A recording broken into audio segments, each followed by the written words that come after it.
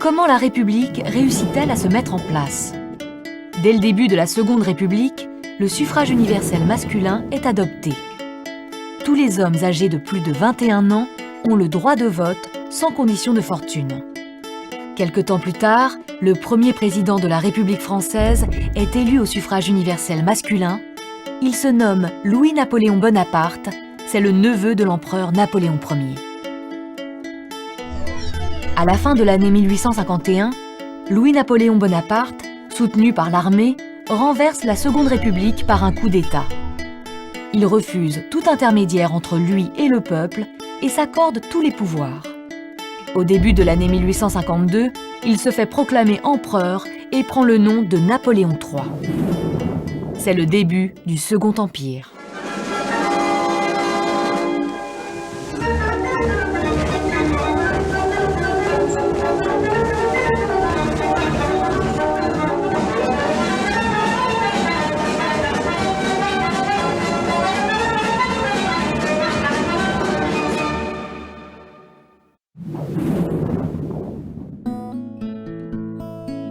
Durant cette époque, de nombreux opposants à Napoléon III sont pourchassés, dont certains, comme Victor Hugo, doivent prendre le chemin de l'exil.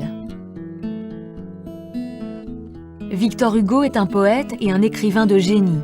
C'est aussi un homme politique actif. En 1848, il est élu député de Paris.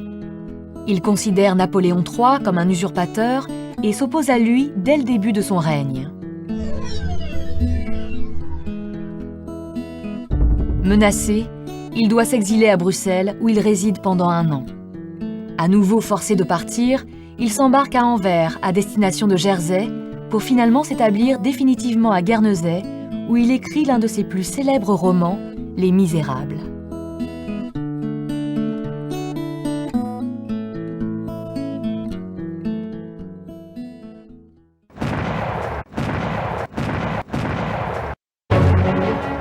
En 1870, la France est en guerre contre la Prusse.